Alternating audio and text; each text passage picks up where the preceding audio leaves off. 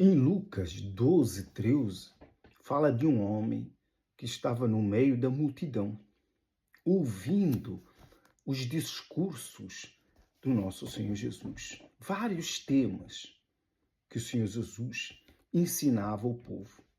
Então esse homem teve uma oportunidade de fazer uma pergunta ao nosso Senhor Jesus. E uma pergunta tipo que o Senhor Jesus era juiz de alguma coisa, não é? Aqui na terra.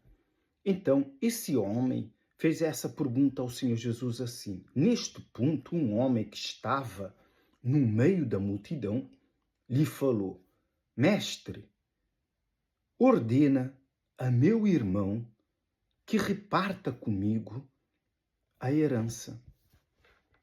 E o Senhor Jesus respondeu assim. Mas Jesus lhe respondeu: Homem, quem me constituiu juiz e partidor entre vós? Jesus deu logo uma resposta.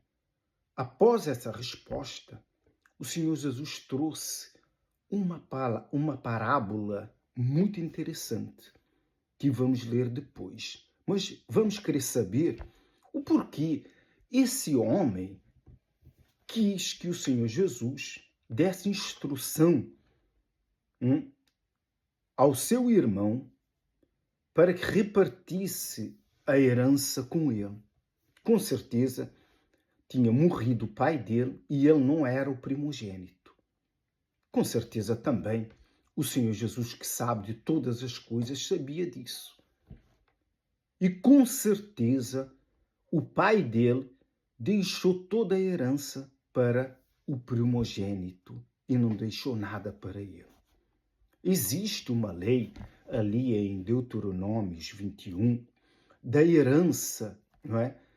Que os primogênitos são obrigados a receber do pai, que é o dobro. Ou se o pai também decidisse que o primogênito recebesse, ficasse com tudo que era dele. E os outros irmãos não recebiam nada. E creio que foi o caso desse homem. O pai, a vontade do pai era deixar tudo para o primogênito. Essa era a lei de antigamente.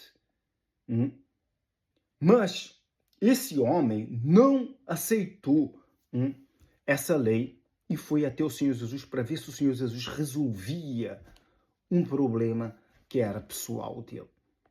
Se o pai dele não deixou nenhuma herança para ele, é um problema que ele tinha que resolver com o irmão dele. Não o Senhor Jesus resolveu um problema que ele tinha que resolver, porque era um problema de família.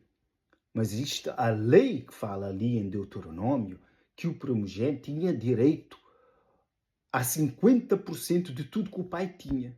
E o resto dividia para os restantes dos filhos. Mas também existe também a vontade do pai em querer deixar tudo para o filho. Assim fez Abraão. Abraão deixou tudo para com Isaac e deu presentes ao restante dos outros filhos. E afastou todos os outros seus filhos de Isaac, porque era o filho da promessa. Mas nesse caso, se nós formos ver, quem nasceu primeiro foi Ismael, mas não foi reconhecido por Deus, mas sim Isaac. Essa lei já existia antes dessa lei de Moisés, porque Moisés é descendente de Abraão. Já praticavam isso antigamente. E o primogênito é algo super importante para Deus. Todo o primogênito que seja homem, não mulher, homem, por isso é que existem as leis da primogenitura aqui na Bíblia. O primeiro filho é diferente do restante dos outros filhos perante Deus. É consagrado a Deus todo o primogênito, ainda que seja também dos animais. Porque ela está escrito. Porque o primogênito, o filho homem, não mulher, tem mais força. E é, em geral, mais amado que o restante dos filhos. Ainda que em alguns casos o segundo filho é mais amado ou até o último filho mais novo é o mais amado. Mas em geral, mais de 50% é o primogênito. Por isso que eu creio que era a última praga do Egito, agora não me lembro bem, foi a morte dos primogênitos. De todos os primogênitos no Egito. Então o faraó já não teve opção, teve que deixar sair o povo de Israel. Deus matou, tirou todos os primogênitos. E os primogênitos têm algo diferente do que o restante dos filhos, não é? Eu sou primogênito, não é?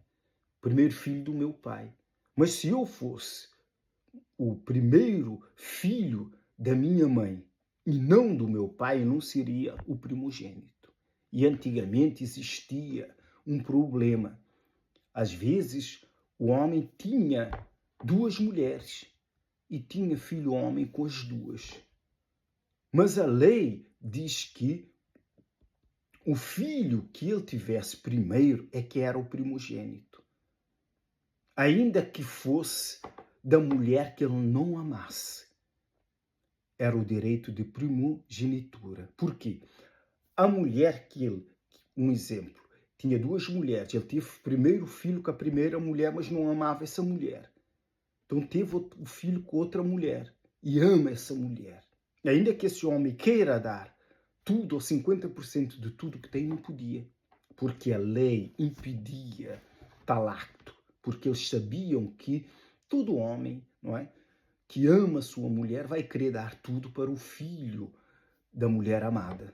E seria uma injustiça. Porque ainda que o filho da mulher não amada fosse o primeiro, que é o primeiro, então é o direito da primogenitura, porque esse é o primeiro, para que não houvesse uma confusão. E isso é justo, porque foi o primeiro filho a nascer. É diferente de Esaú e de Jacó. Ainda que Esaú tenha nascido primeiro, ele perdeu essa primogenitura perante Deus, porque ele trocou. Não foi pois que Isaac abençoou Jacó, porque Jacó enganou o pai, que era Esaú. É porque ele tinha trocado. Jacó sempre foi mais hábil, mais esperto e sabia a importância da primogenitura, a força da primogenitura. Sempre, se as pessoas observarem, o primeiro filho, o filho mais velho, é sempre o mais forte, é sempre o mais resistente. E antigamente era o filho que herdava tudo do pai, que dava continuidade à descendência do pai, à família do pai, ao nome do pai. Então quer dizer, perante Deus e perante os homens, o primogênito é diferente do restante dos filhos. Ainda que uma mãe ou outro pai diga que ame mais o segundo filho ou o último filho, o primeiro filho é o primeiro filho, é o primogênito. Assim como Deus consagrou todos os primogênitos e quer todos os primogênitos com ele, o diabo também quer. O diabo sabe a força da primogenitura. Nasce com uma força diferente, porque é o primeiro. O diabo também quer o primogênito. Não só Deus, o diabo também quer, porque é algo espiritual. É algo espiritual. Por isso é que nós vemos o diabo quer usar sempre mais o primogênito, tanto para usar para o mal como para matar. Quando ele não consegue usar um primogênito, ele sabe que matando um primogênito, ele vai atingir mais a mãe e o pai do que um dos segundos ou terceiro filho. Porque é diferente. Basta fazer uma pesquisa e depois ter um resultado.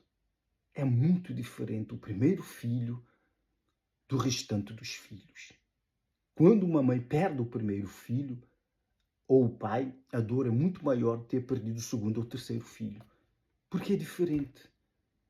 Por isso é que está escrito aqui no Antigo Testamento, é só ler sobre o primeiro filho e você saberá a importância do primeiro filho. Por isso é que Deus deixou o primeiro filho ali no Egito das últimas pragas. A última praga que ele deixou foi para tirar o primeiro filho, o primogênito, porque ele sabia que ia tocar diretamente no ponto mais fraco de todos os pais da terra do Egito. E ali, naquele momento, eles teriam que largar, porque todas as outras pragas, Faraó resistiu. Mas como poderia resistir à perda do primeiro filho? E o primeiro filho de Faraó é o que iria, não é, subir ao trono. É o que seria o próximo Faraó. E de todos os outros egípcios também que perderam seus filhos. A dor foi imensa. Então tinham que largar o povo de Israel, se não fosse assim. E Deus teve que agir assim. Então você pode entender que ser o primeiro filho é diferente e é importante para Deus. E Deus quer todos os primogênitos. E eu creio que Deus chama todos os primogênitos e dá oportunidade a todos os primogênitos. Os que verdadeiramente são da parte do pai. O primeiro filho do pai. O da mãe não importa. Não interessa. Deus nunca contou parte nenhuma de mulher alguma, a não ser do homem. E então, continuando a história, Jesus abriu aqui um parênteses, falando de uma parábola de um homem que enriqueceu. E o Senhor Jesus diz assim: e lhes proferiu ainda uma parábola, dizendo: o campo de um homem rico, o homem já era rico, produziu com abundância. E arrazoava consigo mesmo, quer dizer, esse homem pensava com ele mesmo, dizendo assim: que farei? Pois não tenho onde recolher os meus frutos. Quer dizer, produziu tudo, tanto, ganhou tanto dinheiro, produziu tanto fruto que ganhou daquela colheita que não tinha onde guardar. Então esse homem pensou assim e disse: farei isso. Destruirei os meus celeiros, reconstruí-los-ei maiores ainda. Recolherei todo o meu produto e todos os meus bens. Então esse homem pensou assim: bom, já que eu ganhei muito dinheiro, aumentou o meu produto e eu não tenho onde os guardar, então vou destruir esses celeiros que são pequenos e vou construí-los ainda maiores e vou guardar todo o meu produto, todos os meus bens. Então direi à minha alma, dizia ele a ele mesmo: tens em depósito muitos bens para muitos anos. Descansa, come, bebe e regala-te. Assim é que os ricos pensam. E os ricos sentem segurança nesses produtos, nesses bens acumulados. Mas não é assim que Deus vê isso. E o Senhor Jesus aqui explica.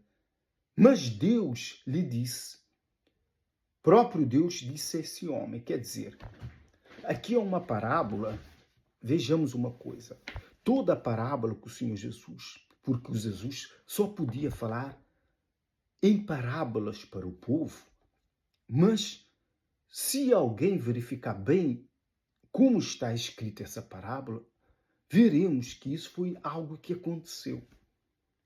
Não se esqueça que o Senhor Jesus é eterno, sempre existiu e sabe de todas as histórias. Em alguma ocasião do tempo, no princípio do tempo, no meio do tempo, o Senhor Jesus viu isso acontecer. E o próprio Deus falou a esse homem assim: louco, esta noite te pedirão a tua alma. Porque ele se sentiu o quê? Seguro. E diz mais assim: e o que tens preparado, para quem será? Esse aqui mostra que esse homem não tinha filhos. E amontoou riquezas. Destruiu, digamos, as suas fábricas e construiu fábricas maiores, as suas empresas, construiu empresa maior. e guardou tudo o seu produto, toda a sua riqueza. Mas o próprio Deus chega para esse homem rico e pergunta assim: louco, esta noite pedirão a tua alma. E o que tens preparado? Para quem será? Toda essa riqueza que acumulaste, e que te sentes seguro. E ele mesmo dizia para si mesmo: descansa, come, bem, bebe, regala-te. Quer dizer, é como a vida dos ricos, não é? Juntaram muita riqueza, querem viajar, beber, comer, desfrutar do melhor dessa terra. Mas aqui Deus desperta a memória desse homem e diz: louco, hoje mesmo te pedirão a tua alma. Quem é que pede a alma de alguém para Deus? Quem? O próprio diabo. O diabo é que é o acusador. O diabo é que fica ali a pedir a Deus. Porque ele não pode chegar e arrancar a vida de qualquer pessoa assim. Ele precisa ter acesso, ele precisa ter ordem, permissão para levar certas pessoas. Hoje te pediram, e Deus sabia que o diabo ia pedir essa alma. Então Deus fez a pergunta, chegou primeiro esse homem: e o que tens? Para quem será? Que nem filhos tinha, nem família tinha. E acumulou toda a riqueza. E o Senhor Jesus explica: assim é o que entesoura para si mesmo e não é rico para com Deus. Aqui mostra uma coisa muito interessante. As pessoas têm interesse em enriquecer nesta vida. É errado? Não é errado. Mas também nós temos que ter interesse de sermos ricos para com Deus. Mas como enriquecer? Como adquirir? Como? Uma vez o Senhor Jesus disse assim, não é? Para nós amontoarmos riquezas lá no céu, aonde nem a traça, nem a ferrugem corrói, nem o ladrão escava para que possa roubar. Amontoai tesouros lá no céu. Agora, quem é que vai acreditar nisso? Essas palavras do Senhor Jesus são verdadeiras. Quando a pessoa morre salva, quando chega lá em cima, ela vai encontrar uma riqueza que ela amontoou sem saber. Por quê? Porque valorizou a Deus. Assim é o que entesoura para si mesmo e não é rico para com Deus. As pessoas que enriquecem aqui na terra procuram ter uma vida, não é, agradável, confortável, têm tudo, desfrutam da vida, como disse esse rico, não é? Que disse assim: descansa, come, bebe, regala-te, porque tem muitos bens para muitos anos. Assim sentem seguros, porque amontoaram muitas riquezas. Mas eles não sabem que, de um momento para o outro, o diabo pode pedir a sua alma, a alma deles. E se Deus permitir? Para quem fica toda essa riqueza? Às vezes há pessoas que são ricas, até têm filhos, mas deixam a riqueza para a própria destruição dos filhos. Nesse caso, esse homem não tinha. E havia esse jovem que tinha pedido a ordem ao Senhor Jesus para que o Senhor Jesus desse ordem para que o irmão mais velho repartisse a herança com ele. E o Senhor Jesus também aqui explica muito bem assim. Então lhe respondeu: tende cuidado e guardai-vos de toda e qualquer avareza, porque a vida de um homem não consiste na abundância dos bens que ele possui. O que o Senhor Jesus disse aqui, preste muito bem atenção, porque a vida de um homem não consiste na abundância dos bens que ele possui. Ter riquezas não é pecado, não é mau, mas a vida de um homem não consiste nessas riquezas, mas numa vida com Deus. A abundância da vida do homem, a felicidade da vida do homem não consiste em só ter riquezas desta vida. Porque creio que foi Paulo, não é, que diz assim: se a nossa esperança desta vida consiste em só as coisas desta vida, somos os mais infelizes.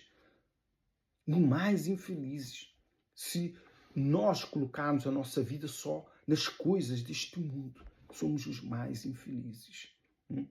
Porque um dia todos vão morrer. E o que você tem plantado lá em cima? O que você tem guardado lá em cima? O que você tem amontoado de riquezas lá em cima? Zero. Mas você tem amontoado aqui na terra.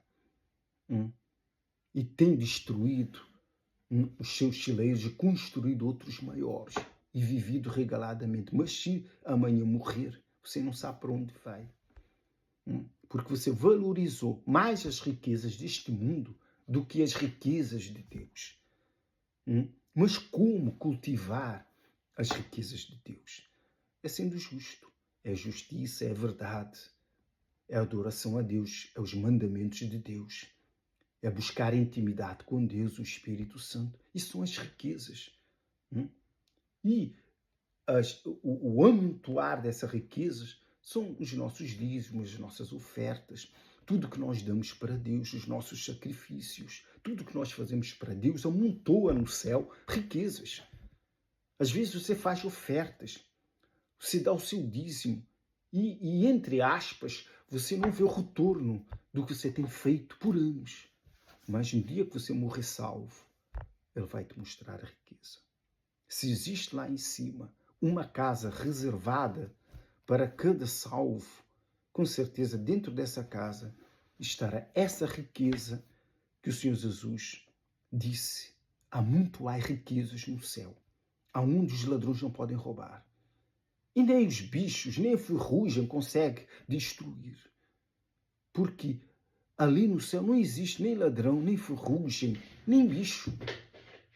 Então, ali é algo que você tem que investir enquanto você estiver vivo. Você tem que investir na sua vida espiritual. Ao investir na sua vida espiritual, você amontoa riquezas no céu. E no dia, quando você subir lá para cima, você vai receber esses galardões. Todos esses galardões.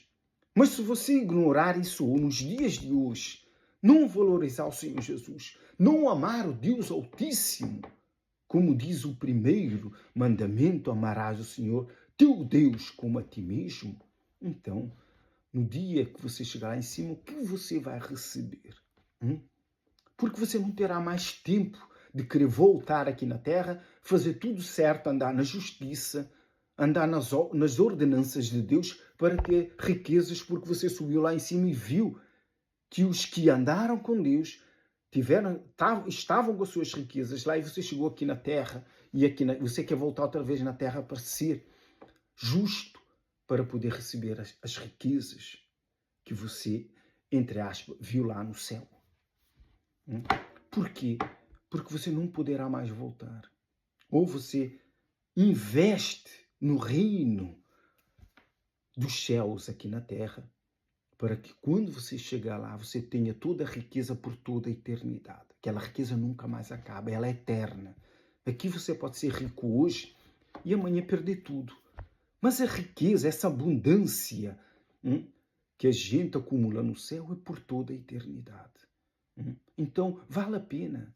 Muita gente acha que todo o sacrifício que o servo de Deus, que nós temos para com Deus, às vezes muitas perdas aqui na terra por causa do nosso Senhor Jesus, por amor ao Senhor Jesus, por causa da justiça, somos injustiçados, somos desprezados, perdemos muitas vezes, somos enganados, mas todas essas riquezas estão acumuladas no céu, porque nem olhos viram o que Deus preparado para aqueles que o amam. Isso está escrito. São essas riquezas.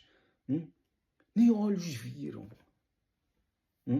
Nunca penetrou um coração humano aquilo que Deus tem preparado para aqueles que o amam. As pessoas esquecem que está escrito ali. Existe um memorial perante Deus de tudo que nós fazemos. E nós vamos receber lá no céu. Mas se você não fizer nada e for salvo, não é? Foi salvo, simplesmente salvo, pela última oportunidade, se você foi salvo, Você verá, você chegará lá em cima, você não terá riquezas. Porque essas riquezas, quem é salvo hoje acumula por toda a eternidade. E haverá uma grande diferença lá no céu entre uns e outros, porque a pior, né? A pior injustiça, a injustiça é a igualdade. E Deus não faz igualdade. Você recebe, é o que você dá. Você vai receber lá em cima o que você dá aqui na terra. Você não vai receber lá em cima o que você não deu aqui na terra. Porque Deus procura os justos. Os olhos de Deus percorrem por toda a terra à procura dos justos. Para quê? Para que habitem com Ele. E os que foram salvos por misericórdia, em cima da hora, porque alguém foi lá e disse, aceita o Senhor Jesus, aceitou e foi salvo como ladrão na cruz, então essa pessoa não vai ter riquezas no céu. Mas nós que a vida toda passamos pelos desertos, passamos pelas tribulações, pelas dificuldades, por muitas perdas, muitas injustiças, desprezo, humilhação, então você acha que vai ser igual uma pessoa que foi salva em cima da hora, por misericórdia do Altíssimo, do Senhor Jesus, e terá o mesmo que nós lá em cima? É impossível. Existe um memorial diante de Deus de tudo que nós fazemos e recebemos. Por isso que os salvos não vão ser julgados. Não vão ser julgados, mas receberão um galardão, que é como um julgamento. Você vai receber o que você merece. E você não vai ter inveja do outro que recebeu mais, porque se ele recebeu mais, é porque ele também deu mais. Ele sacrificou mais. Ele sofreu mais. Ele padeceu mais. Então lá em cima ele vai receber mais. Com Deus não existe injustiça. A maior injustiça deste mundo é a igualdade. Igualar aqueles que não fazem com aqueles que fazem e dar o mesmo. Para Deus isso é uma injustiça. E eu espero que esse estudo possa ter-lhe ajudado. Pelo nome do Pai, do Filho e do Espírito Santo. Amém e graças a Deus.